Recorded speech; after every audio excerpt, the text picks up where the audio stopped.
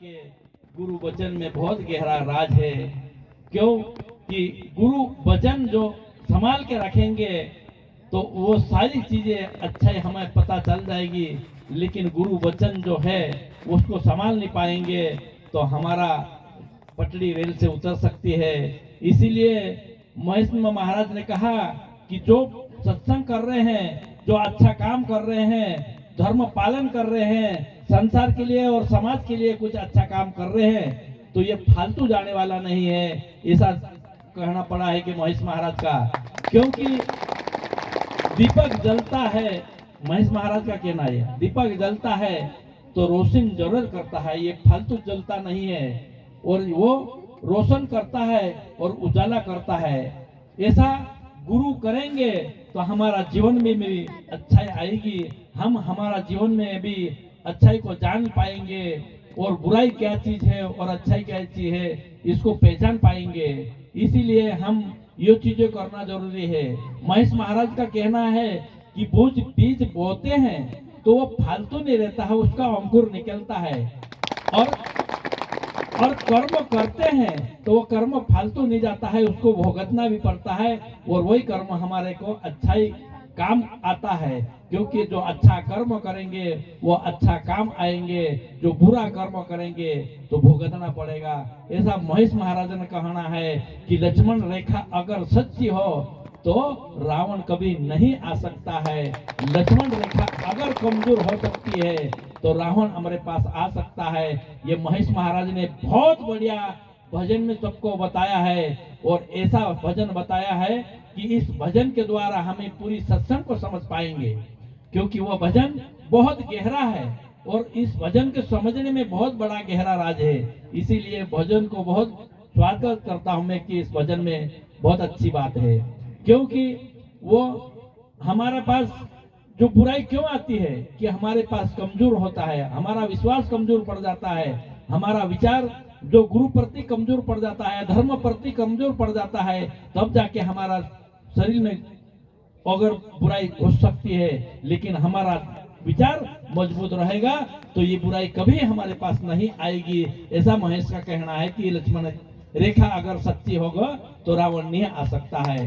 इसीलिए अच्छाई जो लक्ष्मण रेखा है वो है ना, वो गुरु जो शब्द के द्वारा जो बोल अपन को बताई है वो पक्की करना है, क्योंकि अगर अच्छा शब्द हम शब्द के ऊपर भरोसा करेंगे तो अच्छाई जरूर आएगी। इसीलिए क्योंकि हम संतन संगत जब तक करेंगे तब तक अच्छा काम कर सकेंगे, अगर संतन संगत नहीं रहेगी तो अच्छा काम भी नहीं हो सकता है। क्योंकि जगत में संतन संगत करेंगे तभी जगत का सार होगा, संतन संगत नहीं होगी तब जगत के सार कभी नहीं होगा। लगे संतन संगत में करना जरूरी है, क्योंकि संतन संगत में रहेगा तो वो संत कहलाएगा, अगर ऐसा फालतू रहेगा तो कोई दारकुटिया कहलाएगा, कोई सट्टारा कहलाएगा, सट्टा खेलने वाला कहलाएगा, गांजा वाले रहेंगे तो गांजा पीने वाले कहलाएंगे, दारू वाले साथ रहेंगे तो दारू पीने के वाले कहलाएंगे, लेकिन सत्संग के साथ रहेंगे तो सत्संगी भाई कहलाएंगे। इसीलिए हम सत्संग के साथ जुड़ कर रहे, सत्संग के साथ जुड़ कर रहेंगे तो सत्संगी बन सकेंगे, अच्छा इंसान बन सकेंगे, अच्छा काम कर सकेंगे। लेकिन सत्संग हमें नहीं मिलेगी तो हम कुछ भी गलत काम कर सकेंगे। इसीलिए संगत अच्छे होना चाहिए। जन्म से इंसान कभी चोर नहीं बन सकता, जन्म से इंसान कभी दारू पीने वाला नहीं बन सकता, जन्म से इंसान कभी संत नहीं बन सकता, लेकिन जैसी इस धरती के ऊपर संगत रहती है वैसा इंसान बन जाता है। इसीलिए हमारा संतन कहना है, गुरु वंश सिंह बाबा का कहना है कि संगत अच्छी करो, अच्छी संगत करेंगे तो अच्छा इंसान बन सकेंगे, अगर बुरी संगत कर लेंगे तो इंसान बुरा बन जाएंगे। इसीलिए संगत हमें अच्छी करना है, अगर अच्छी संगत करेंगे तो भले ये महेश महाराज कहा कि नहीं कि देश में रहो या प्रदेश में रहो, लेकिन गुरु वचन का पालन करते रहो, सत्संग करते रहो, धर्म का कार्य करते रहो, यही हमारा कर्तव्य है, यही हमारा कर्म भी है। इसीलिए ये लकड़िया महाराज आपके सामने बताया है महान संत की बात। इस धरती के ऊपर महान संत ने वो उन्होंने जो वीर भातु जी ने पैदा हुआ है, लेकिन हमारी जान की परवाह नहीं करी, लेकिन हमारे लिए ये सभी चीजें छोड़ के गया है और जो अच्छा ही चीज हमारे लिए करके गया है। और शांतिलाल दादा ने कहा है, एक बेटी ने बालपन से बुढ़ापा हो गया तब तक भी भगवान की भरोसा अगर कभी छोड़ा नहीं तो आखिरी में भगवान को प्राप्त करा है। ऐसी विश्वास अगर भगवान के ऊपर करते हैं तो भगवान हमें अच्छा काम जरूर कराएंगे और अच्छा जरूर रहेंगे हम, और अच्छा इंसान जरूर बन जाएंगे। लेकिन जब तक ये नहीं हो पाएंगे तब तक नहीं। जैसा रमेश डावर ने अभी कहा है कि रमेश डावर ने कहा है कि बाजार में हीरा पड़ा तुल से लपटाए है, जो साना होता हो उठाता है, लेकिन अगर जो जिसको नहीं पता है वो अच्छी चीज को भी नहीं पहचान पाता है। लेकिन इसके पास हीरा था लेकिन कुछ हीरा की पहचान नहीं थी, लेकिन जिसके पास पहचान थी उन्होंने भी उसका अच्छा चीज का गमा दिया है। इसीलिए आप अच्छी चीज को पहचान करने के लिए हमारा गुरु वंश सिंह बाबा ने हमको इस चीज को बताया है। और हमारा 16 शास्त्र 18 पुराण भी हम 5 तत्वों के अंदर हमको बताया है गुरु वंश सिंह बाबा ने। 5 तत्व कौन सा है? आकाश तत्व, वायु तत्व, तेज तत्व, जल तत्व और पृथ्वी तत्व। ये 5 तत्वों से हमारा जीवन बनता है, हमारा शरीर बनता है, और 5 तत्वों से ये सारी ब्रह्मांड बनती है। लेकिन उसी शास्त्र ज्ञान की बातें नहीं मालूम पड़े तो चलेगा, लेकिन हमारा शरीर की बातें जरूर मालूम पड़ना चाहिए। इसी शरीर में रखी गुरु वंश सिंह बाबा 5 तत्व भी बताया है, 33 कोटि देवता भी बताया है। इसी शरीर में रहकर सभी चीज इस शरीर में है, ऐसा गुरु वंश सिंह बाबा के कहना है। ना शास्त्र हम जान पाएंगे तो चलेगा, नहीं हम गीता रामायण जान पाएंगे तो चलेगा, लेकिन हमारा शरीर जानना जरूरी है, क्योंकि इसी शरीर में सभी चीजें छुपा हुआ है।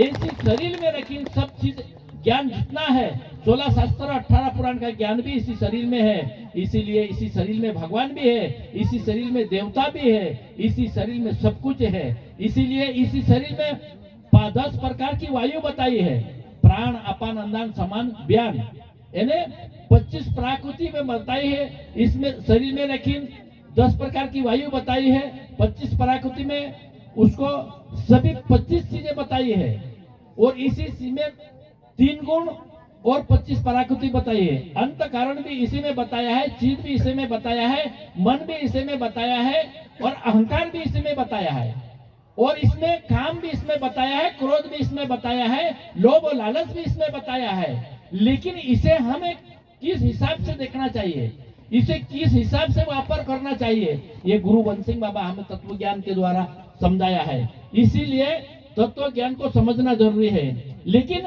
आज इस समय में भगवान धन्य धन्य भोलेनाथ बांट दिया है तीनों लोगों में, ऐसा दिन दयाला दाता कोड़ी भी नहीं रखी घर में, सभी चीज हमें दिया है भगवान ने, भगवान के पास कुछ नहीं रखा। एक समय में महात्मा लोग इस धरती के ऊपर बहुत बड़ा अच्छा महात्मा था, सिद्ध महात्मा था, और अच्छी भक्ति कीर्ति जानता था।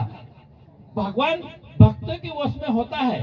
एक समय में भगवान भक्तों के वश में हो गया और भक्तों के घर भक्त के पास आ गया और भक्तों को बोले कि भगवान भक्त जी मुझे तुम्हारे साथ में एक नौकर रख लो।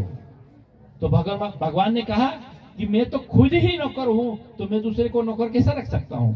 कोई नौकर रखे तो अच्छा आदमी नौकर रख सकता है, अच्छा और जो पैसे वाला आदमी वो नौकर रख सकता है, लेकिन मैं तो एक भगत हूँ, मैं क्या दे सकता हूँ तेरे को? तो उन्होंने कहा, भगवान ने कहा कि मुझे कुछ नहीं चाहिए, मुझे थोड़ा दिन तुम्हारे साथ रहने का अवसर दीजिए भगवान और भगत, क्योंकि भगवान भगत की वश में रहता है, और भगत की बात सुनकर, भगत की भक्ति सुनकर, भगवान का ज्ञान सुनकर, भगवान का दिल सुन, ऐसा साफ देखकर भगवान उसके घर आ गया। तो उनके घर रहा और वो भगवान शंकर ने उसको घर काम करा, उसके घर झाड़ू पोता करा, उसके घर जितना काम करवाए उतना करा। एक समय में संत जाते थे बाहर, तो उन्होंने कहा कि मैं भी आऊं, तो चलो भाई। तो उनके साथ में, संत के साथ में उस भगवान ने गया, एक छोटे से बच्चे के रूप में उनके पास में घूमता था। घूमते घूमते गया तो संतों के लगी बात 30 प्यास लगी, और देखे तो सब तो रेती रेती दिख रही थी, किधर नाला नहीं दिख रहा था, किधर टूबल नहीं दिख रही थी। तो उन्होंने कहा कि बेटा मुझे बहुत बड़ी प्यास लगी है, तुम किधर पानी है के दे दो। तो ठीक है गुरुजी, तो इधर गया, क्योंकि वो तो भगवान था। एक तरफ जाके अपनी झोटों से गंगा जल को निकाल के उसने उस पात्र भर के दे दिया। तो उन महात्मा ने कहा कि भाई यहाँ तो आग जितने देख रहे हैं वहां तक तो कभी पानी नहीं दिख रहा है, और लेकिन तेरे को ये पानी कहां से मिल गया।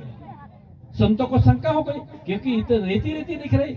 नहीं भाई, ये पानी तू कहां से लाया, क्योंकि पानी का स्वाद भी अलग था। पानी का स्वाद अच्छा था क्योंकि भगवान का पानी था। भगवान का पानी में कुछ कमजोरी आ सकती क्या? भगवान का पानी बहुत अच्छा था। उन्होंने कहा कि इसके पानी का स्वाद अलग है, और ये पानी लाया कहां से, ये हकीकत में तुम बताएगा तो मैं आगे बढ़ूं, तो नहीं चल सकता हूं, मेरे को ये बात बताना पड़ेगी। तो संतों की बात सुनकर भगवान ने स्वयं शंकर भगवान का रूप धारण करके स्वयं खड़ा हो गए सामने। उन्होंने कहा कि ओह बाप रे, मैंने भगवान को इतना दिन तक काम कराया करा था, मैंने भगवान को हमने सेवा करवाई थी, मैंने भगवान में झाड़ू पोता करवाया था, मेरी बहुत बड़ी भूल हो गई, भगवान मेरी भूल को माफ करना। तो भगवान ने कहा कि ये नहीं, तुम्हारी भूल नहीं है, मैं तो तुम्हारी भक्ति देख के तुम्हारे पास आया था, और तुम्हारी भक्ति में इतनी शक्ति है कि भगवान को तक तुम्हारा घर पे तक आ सकता है। इतनी शक्ति भगवान भक्त के पास भगवान की है। तो उन्होंने कहा कि ठीक है, लेकिन ये बातें किसी को कभी नहीं कहना, किसी को नहीं बोलेंगे, तब तक तुम्हारे साथ में अभी भी रहूंगा, लेकिन जब जिस बात मेरी बात दूसरों को बता देंगे तो उसी दिन में निकल जाऊंगा। ठीक है, उन्होंने कुछ बात बताई नहीं और घर चल गया। लेकिन जितना काम पहले लेता था उतना काम तो नहीं लिया उसने, लेकिन काम एक दिन काम करा और घर जाके तीन महात्मा को कोई जाना था होगा, उनकी घरवाली थी, वो थी, उनको कहा कि भाई ये काम कर दो, वो काम कर दो। उन्होंने बिल्कुल कम काम करा, तो उन्होंने इनकी घरवाली जरा खिंचवाए और चूल्हे से लकड़ी निकाल के दे दना उस भगवान को मारने लग गए और खूब पीटे। लेकिन भगवान पीटने को राजी है, लेकिन भगवान ये भक्ति की बात खूब समझते हैं। भक्तों के ऊपर भगवान कभी क्रोध नहीं करते हैं, लेकिन वो तो पत्नी तो ठोक रही उसको, भगवान को, और उस पति उसी समय आ गया कि भाई तू क्या कर रही है उसको, देखिए तू इसको क्यों मार रही। तो उन्होंने कहा कि भाई ये कुछ सही ढंग से काम नहीं करता है, ना खाता खूब है, तो इसको मैं पिट रही और बहुत दनादन ठोक रही। भगवान तो इसको तो समझ जा, ये साधारण मानव नहीं, ये तो भगवान है। इतने में बोला कि भगवान अंतर ध्यान तत्काल हो गया, और तत्काल अंतर ध्यान होने के कारण से उन्होंने कहा कि तू क्या कर रही थी, ये तो स्वयं भगवान अपने घर आ रहा था। लेकिन उतने में तो भगवान अंतर्धान होगा, और अंतर्धान होने के बाद उन्होंने खूब रोया उन्होंने कि भगवान मुझे दर्शन नहीं देंगे तब तक मैं यहाँ सिर पीट कर मर जाऊंगा।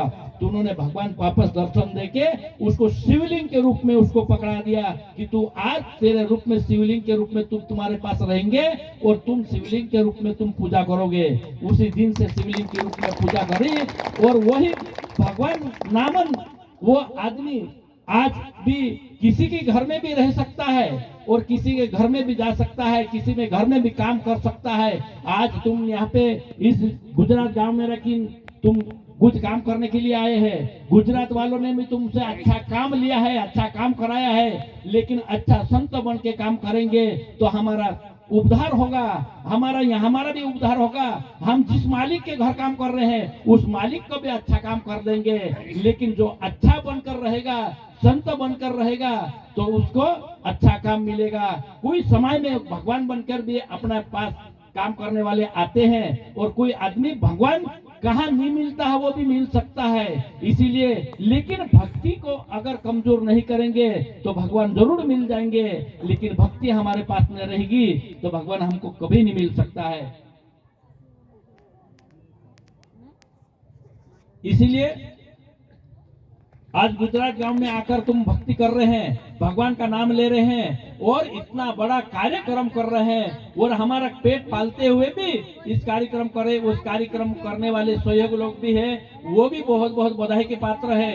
क्योंकि भाई हमारा लोगों के ऊपर भरोसा करके तुमने इस कार्यक्रम को सहयोग करा है, इसीलिए तुम भी बधाई के पात्र है।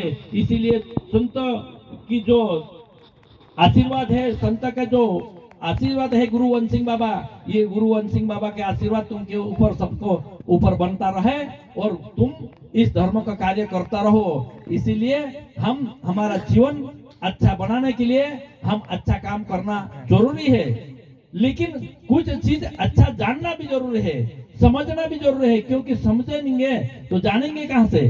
क्योंकि भक्ति बहुत बड़ी चीज है, भक्ति की महिमा खूब ज्यादा है। भक्ति की महिमा कोई छोटी मोटी महिमा नहीं, भक्ति से भगवान मिल जाता है। भक्ति एक प्रकार की नहीं, भगवान लोग बोलते हैं भक्ति 8-9 प्रकार की भक्ति रहती है, लेकिन 9 प्रकार की भक्ति किस हिसाब से हम सीखना पड़ेगा। 9 प्रकार की भक्ति हम कैसे करके जान पाएंगे। 9 प्रकार की भक्ति ऐसा है कि हम सत्संग में जुड़ जाएंगे तो 8 प्रकार की भक्ति ऑटोमेटिक हमारे साथ आ जाएगी, कोई लाने की जरूरत नहीं पड़ेगी। लेकिन हम सत्संग में जुड़ना पड़ेगा, तब जाके हमारी भक्ति हमारे साथ आ जाएगी। हम भगवान हमारे धर्म पालन करें, हमारा गुरु भक्ति पालन करा, ये भी हमारी भक्ति है। सत्संग कर रहे हैं, ये भी हमारी भक्ति है। और ज्ञान हम एक दूसरे की अच्छी बात बता रहे हैं, ये भी हमारी भक्ति है। और ये सारी भक्ति हमारा जीवन में अच्छाई उजाला करने के लायक है। और भक्ति बिना इन संसार में कोई भी नहीं, ज्ञान भी नहीं आ सकता है और कोई भी नहीं हो सकता है। भक्ति रहना जरूरी है, लेकिन गुरु को समझना जरूरी है, गुरु की बात मानना जरूरी है। गुरु की बात अगर नहीं मानी तो कभी नहीं हो सकता है। एक समय में गुरु की बात है, एक लोगों ने 2 लोग था और गुरु को बुलाया उन्होंने। आज जैसे आप यहाँ पे तुमने बुलाया, ऐसा बुलाया, लेकिन वो गर्मी के टाइम में था। गर्मी के टाइम में गुरु को बुलाया और गर्मी के टाइम में बुलाकर उन्होंने कहा कि गुरुजी आया है, इसको 2-4 बाल्टी पानी डाल दो और वारू नहला धुला के अच्छा गुरु की सेवा करो। और उसको गुरुजी को नहला धोया, 10-20 बाल्टी उसके ऊपर पानी डाला। गुरुजी ने कहा कि मजा आ गया बेटा, बहुत बढ़िया है। और उसके बाद इनको अच्छी ठंडी दही दियो, अच्छी आइसक्रीम दियो, क्योंकि ठंडी गर्मी में टाइम था ना, तो अच्छी चीज दी उसको। और शांति सोने के टाइम पे उन्होंने कूलर लगाया, पंखा लगाया और धड़ में बर्फ लगाई और बहुत बढ़िया सेवा करी। सेवा करने के बाद उनको बहुत उन्नति हुई और वो आदमी बहुत पैसा वाला बन गया और बहुत लखपति और धनवान बन गया। तो पड़ोसी आके पूछे कि भाई साहब, तुमने एकदम से कैसे इतना अच्छा काम कर लिया, तुमने बहुत पैसा तुम्हारे पास हो गया, लखपति हो गए, धन बहुत हो गए तुम्हारे पास, ये क्या है तुम्हारे पास। उन्होंने कहा कि ये तो गुरु जी की कृपा है, ये तो गुरु जी की कृपा है, गुरु जी ने हमें, गुरु जी की कृपा से हमें सारी चीजें मिली है। तो उन्होंने कहा कि गुरु जी की कृपा है तो गुरु जी के कैसा करना पड़ता है, मैं भी एक दिन गुरु जी को बुलाऊंगा।